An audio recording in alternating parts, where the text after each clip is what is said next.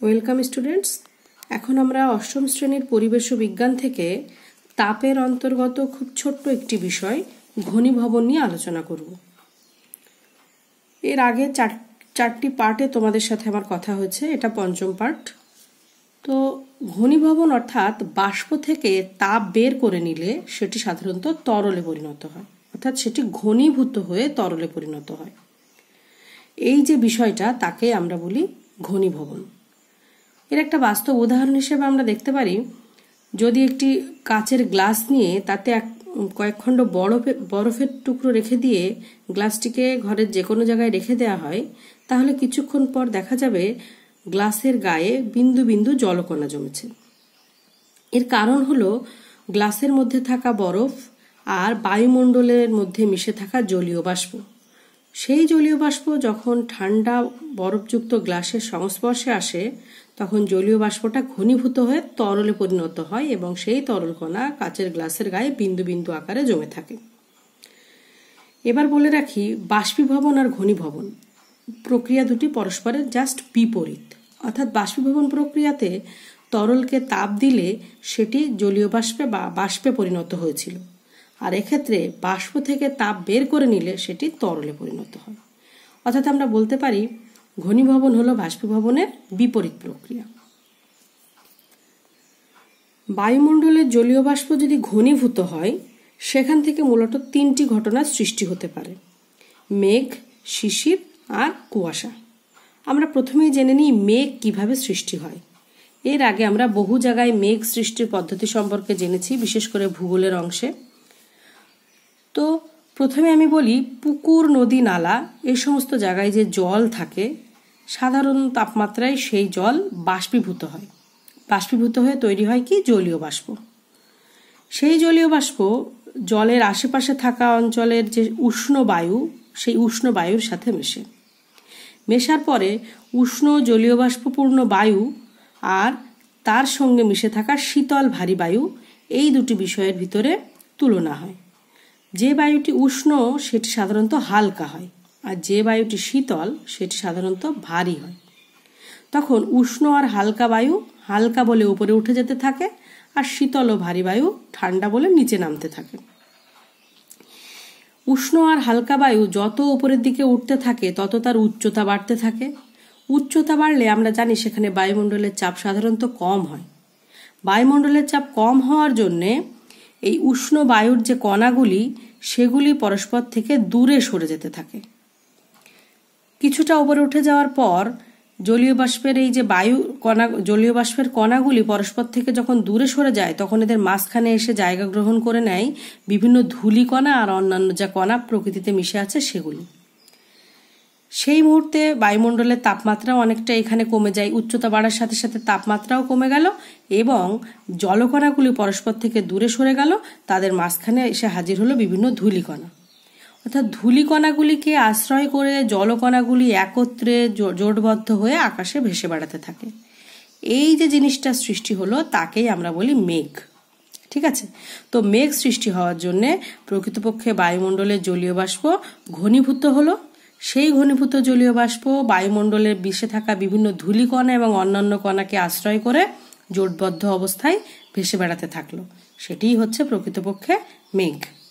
আমাদের এর পরের বিষয় জানার আগে একটি বিষয় সম্পর্কে আগে আমরা ক্লিয়ার হইনি, সেটি হচ্ছে সম্পৃক্ত বায়ু কি জিনিস। সব সময় বিশেষ করে আমরা এই বিষয়টা যখন আলোচনা করব, তখন উষ্ণতা নির্দিষ্টর কথা ভাববো। নির্দিষ্ট উষ্ণতায় নির্দিষ্ট পরিমাণে বায়ু, তাতে বায়ু মানেই তার মধ্যে জলীয় বাষ্প থাকবে। এক এক রকম বায়ুতে এক এক রকমের জলীয় বাষ্প থাকে। তো প্রত্যেকটা নির্দিষ্ট পরিমাণ বায়ুর নির্দিষ্ট উষ্ণতাতে একটা ম্যাক্সিমাম, সব থেকে বেশি জলীয় বাষ্প ধারণ করার ক্ষমতা থাকে। তার থেকে বেশি জলীয় বাষ্প ওই বায়ুতে থাকতে পারে না। তো নির্দিষ্ট উষ্ণতায় নির্দিষ্ট পরিমাণ বায়ু যদি তাতে উপস্থিত জলীয় বাষ্প দিয়ে পূর্ণ হয়ে যায়, যতটুকু জলীয় বাষ্প থাকার কথা ছিল ততটুকুই যদি ওর মধ্যে থাকে, সেই বায়ুটাকে আমরা বলি সম্পৃক্ত বাষ্প। একটা উদাহরণের সাহায্যে ব্যাপারটাকে আমরা পরিষ্কার করতে পারি। মনে করছি একটা পাত্রে, এটা কিন্তু বাস্তব সংখ্যার সাথে সম্পূর্ণ আলাদা। একটা পাত্রে 20 লিটার বাতাস আছে, 20 লিটার বায়ু আছে। সেই বায়ুতে সর্বাধিক 5 লিটার জলীয় বাষ্প থাকতে পারে। এটা আমরা ধরো অঙ্ক করে হিসেব করে বের করেছি। তো 20 লিটার বায়ুতে 5 লিটার জলীয় বাষ্প থাকতে পারে। এখন যদি 20 লিটার বায়ুর মধ্যে 5 লিটার জলীয় বাষ্পই থাকে কোনো নির্দিষ্ট উষ্ণতায়, তখন আমরা ওই বায়ুটাকে বলবো সম্পৃক্ত বায়ু। কিন্তু যদি 20 লিটার বায়ুতে 5 লিটারের জায়গায় 4 লিটার জলীয় বাষ্প থাকে, তাকে আমরা বলবো অসম্পৃক্ত বায়ু। বা 20 লিটারের পরিবর্তে 24 লিটার বায়ুর মধ্যে সেই 5 লিটার জলীয় বাষ্প থাকে, তাকেও আমরা বলবো অসম্পৃক্ত বায়ু। তার মানে উষ্ণতাটা পাল্টানো যাবে না। নির্দিষ্ট উষ্ণতায় নির্দিষ্ট পরিমাণ বায়ুতে যতটা জলীয় বাষ্প থাকলে সেটা পূর্ণ হয়, যখন ততটুকুই থাকবে তাকে আমরা বলবো সম্পৃক্ত। তার থেকে কম বা বেশি থাকলে তাকে আমরা বলবো অসম্পৃক্ত। এবার প্রশ্ন, একটা নির্দিষ্ট বায়ু যদি অসম্পৃক্ত থাকে তাকে আমরা কি উপায়ে সম্পৃক্ত করতে পারি? দুটি উপায়ে অসম্পৃক্ত বাষ্পকে সম্পৃক্ত করা যেতে পারে। প্রথম উপায় হচ্ছে জলীয় বাষ্পের পরিমাণ বাড়াতে হবে। মনে করি 24 লিটারের বায়ু, তাহলে সাধারণ অঙ্কের হিসেবে 20 লিটারকে সম্পৃক্ত করতে যদি 5 লিটার জলীয় বাষ্প লাগে, তাহলে 24 লিটার বায়ুকে সম্পৃক্ত করতে 6 লিটার জলীয় বাষ্পের দরকার আছে। কতটা? 5 লিটার। তাহলে এই জলীয় বাষ্পটাকে সম্পৃক্ত করতে হলে এর মধ্যে আরেকটু জলীয় বাষ্পের পরিমাণ বাড়াতে হবে, 1 লিটার বাড়াতে হবে এই হিসেব অনুযায়ী, তাই তো? তাহলে প্রথম উপায় কি? অসম্পৃক্ত বাষ্পকে সম্পৃক্ত করতে হলে তার মধ্যে সাধারণত জলীয় বাষ্পের পরিমাণ বাড়াতে হতে পারে। অথবা কি করা যেতে পারে? বায়ুর উষ্ণতাটা কমিয়ে ফেলা যেতে পারে। কেন? কারণ বায়ুর উষ্ণতার সাথে বায়ুর আয়তনের একটা সমানুপাতিক সম্পর্ক আছে। উষ্ণতা যত কমাবো বায়ুর আয়তন তত কমতে থাকবে, কিন্তু জলীয় বাষ্পের আয়তন সেভাবে পরিবর্তন হবে না। ঠিক আছে? এখন এই 24 লিটারের বায়ুটাকে নিয়ে যদি আমি উষ্ণতা কমাতে থাকি, তাহলে 24 লিটারের আয়তনটাও আস্তে আস্তে কমতে থাকবে। কমতে কমতে একসময় দেখা যাবে 24 লিটারের বায়ুটা 20 লিটার হয়ে গেছে। আগে হিসেব দেখেছিলাম 20 লিটারে 5 লিটার জলীয় বাষ্প থাকলে সেটা সম্পৃক্ত হয়। তাহলে 24 লিটারের বায়ুকে নিয়ে যদি আমি উষ্ণতা কমাতে থাকি, একসময় এটা কত লিটার হয়ে যাওয়ার কথা বললাম? 20 লিটার। সেই মুহূর্তে 20 লিটার বায়ুতে 5 লিটার জলীয় বাষ্প, মানে সেটি আবার কেমন? সম্পৃক্ত। তো এই অঙ্কের হিসেব আমার জানার সেভাবে বিশেষ প্রয়োজন নেই। তাহলে আমি এখান থেকে যেটি পরিষ্কার করে জানবো সেটি হচ্ছে অসম্পৃক্ত বাষ্পকে সম্পৃক্ত করতে হলে সেটার জলীয় বাষ্পের পরিমাণ হয় বাড়াতে হবে, আর না হলে তার উষ্ণতা কমাতে হবে। ঠিক আছে? আমাদের এর পরের আলোচনার বিষয় যেটা, সেটি হচ্ছে কুয়াশা। কুয়াশা সাধারণত কখন দেখতে পাই? শীতকালে ভোরবেলায় আমরা কুয়াশা দেখতে পাই। কিভাবে দেখি? বাতাসে জলকণা ভেসে বেড়াচ্ছে, এরকম ভাবে দেখতে পাই। তাহলে শীতকালে ভোরবেলা বাতাসে ভাসমান যে জলকণা দেখা যায় তাকেই আমরা বলি কুয়াশা।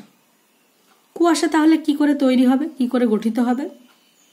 সাধারণত গভীর রাতের বেলা বাতাস স্থির হয়ে পড়ে, অর্থাৎ সেই সময় বায়ুমণ্ডলের উষ্ণতা কেমন হয়? কম। বায়ুমণ্ডলের উষ্ণতা সেই সময় আস্তে আস্তে কমতে থাকে। সে যেমন সারাদিনের তাপমাত্রা যেমনই হোক না কেন, শীতকালের কথা বলছি, রাত্রের তাপমাত্রা সব সময় কম হতে থাকবে। তো রাত্রের তাপমাত্রা যত কমতে থাকবে ভূপৃষ্ঠটাও শীতল হতে থাকবে। ভূপৃষ্ঠ শীতল হলে ভূপৃষ্ঠের উপরে থাকা অনেকটা জায়গা জুড়ে বায়ু হঠাৎ করে শীতল হয়ে পড়ে। তাহলে বায়ু শীতল হয়ে পড়ছে মানে কি? বায়ুর উষ্ণতা কমে যাচ্ছে। আগেই বলেছি বায়ুর উষ্ণতা কমে গেলে সেখানে একটা সম্পৃক্ত হওয়ার চান্স থেকে যায়, সুযোগ থেকে যায়। তো শীতকালে রাত্রের দিকে বায়ুর তাপমাত্রা যখন কমে যায়, তখন বায়ুতে উপস্থিত জলীয় বাষ্প দ্বারা বায়ুর একটা সম্পৃক্ত হওয়ার প্রবণতা দেখা যায়। সেই সময় যদি বায়ুর তাপমাত্রা আরও একটুখানি কমে যায়, তাহলে একদম বায়ুতে উপস্থিত যে জলীয় বাষ্পগুলো ছিল সেগুলো জমে যেতে থাকে, ঘনীভূত হতে থাকে, হয়ে সেগুলো কিসে পরিণত হবে? জলীয় বাষ্প ঘনীভূত হলে কিসে পরিণত হবে? জলকণায়। জলকণায় পরিণত হবে। সেই যে জলকণায় পরিণত হলো, সেই জলকণাগুলো বাতাসে যে ধূলিকণা বা অন্যান্য কণাগুলো ভেসে বেড়াচ্ছে সেই কণার গায়ে গিয়ে আটকে যাবে। তাহলে বাতাসে তৈরি হওয়া জলকণাগুলি বাতাসের ধূলিকণাকে আশ্রয় করে ভেসে বেড়াতে থাকবে। এই যে ঘটনাটা সৃষ্টি হবে তাকেই আমরা বলি কুয়াশা। এখন প্রশ্ন হলো, কুয়াশা ভোরবেলায় দেখা যায়, কিন্তু যত বেলা বাড়তে থাকে আস্তে আস্তে কুয়াশা গায়েব। কেন এমন হয়? কারণটা হলো, আগেই বলেছি কুয়াশা বলো বা মেঘ সবকিছুই বায়ুর উষ্ণতার উপরে নির্ভর করছে। একটু আগে বললাম শীতকালে রাত্রেবেলা বায়ুর উষ্ণতা কম হলে তখন কুয়াশা গঠিত হচ্ছে। এখন দিন যত বাড়তে থাকবে বায়ুর উষ্ণতা কি হবে? তত বাড়তে থাকবে। বায়ুর উষ্ণতা যত বাড়তে থাকবে বায়ুর আয়তনও তত বাড়তে থাকবে। তাহলে বায়ুর আয়তন বেড়ে যাচ্ছে ঠিকই, কিন্তু জলীয় বাষ্প তো আর বাড়ছে না। একটু আগে জানলাম কি, বায়ুতে উপস্থিত জলীয় বাষ্প দ্বারা বায়ু সম্পৃক্ত হয়ে কুয়াশা হয়। এখন বায়ুর আয়তন বেড়ে গেল, তো বেড়ে যাওয়া আয়তনের বায়ুতে আগের পরিমাণ জলীয় বাষ্পই তো রয়েছে। তাহলে বেড়ে যাওয়ার পরে বায়ুর আয়তন বেড়ে যাওয়ার পরে আগে যে জলীয় বাষ্প ছিল সেই পরিমাণ জলীয় বাষ্প দ্বারা ওই বায়ুটিকে আর সম্পৃক্ত থাকছে না তো। তাহলে আর কুয়াশা থাকবে না, আস্তে আস্তে কুয়াশাটা মিলিয়ে যাবে।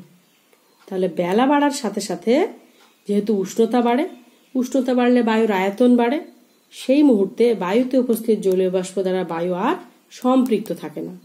বায়ু যদি সম্পৃক্ত নাই থাকে তাহলে কুয়াশা থাকার কোনো প্রশ্নই ওঠে না, কুয়াশাও আস্তে আস্তে মিলিয়ে যাবে। ঠিক আছে, আমাদের পরের পয়েন্ট যেটা নিয়ে আলোচনা করব সেটি হচ্ছে ধোঁয়াশা। শব্দটার মধ্যেই বিষয়বস্তু লুকানো আছে। ধোঁয়া আর কুয়াশা সন্ধিযুক্ত করলেই হয় ধোঁয়াশা। সাধারণত যেখানে বড় বড় শিল্পাঞ্চল, প্রচুর কলকারখানা আছে, সেখানে এই ধোঁয়াশা সৃষ্টি হয়। কি হয়? প্রচুর কলকারখানা চলে, সেখান থেকে প্রচুর পরিমাণে ধোঁয়া উৎপন্ন হয়। আর নর্মালি একটু আগে যেভাবে বললাম কুয়াশার কথা, সেইভাবে কুয়াশাও তৈরি হয়।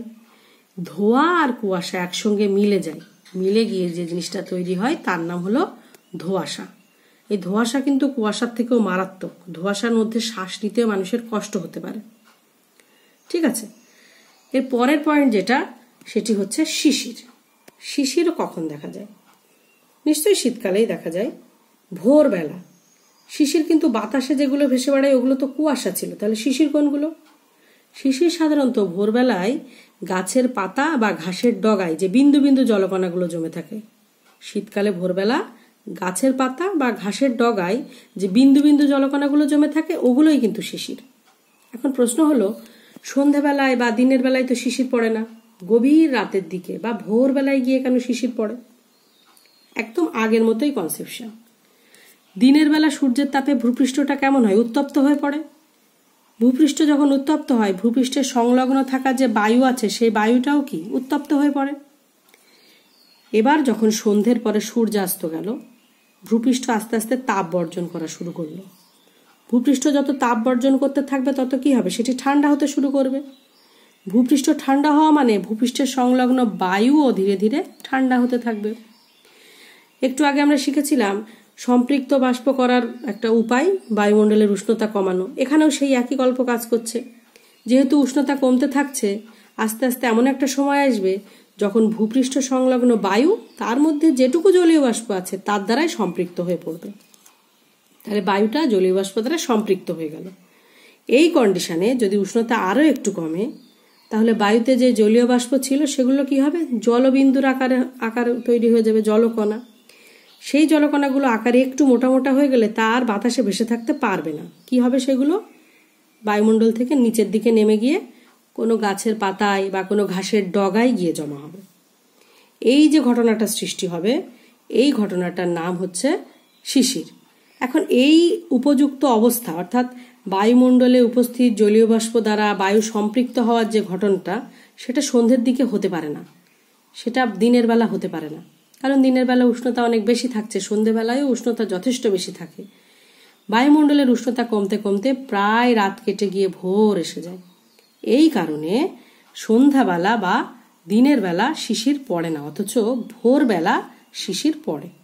বলেছিলাম আজকের আলোচনার বিষয় খুব ছোট্ট, তো এটুকুই আজকের আলোচনার বিষয়। এবার বলি, যেটুকু বিষয় আলোচনা করলাম সেখান থেকে তোমরা কিছু হোম টাস্ক করে রাখতে পারো, যেগুলো আমি এর আগের ভিডিও করার পর ডাইরেক্ট তোমাদেরকে দিতাম।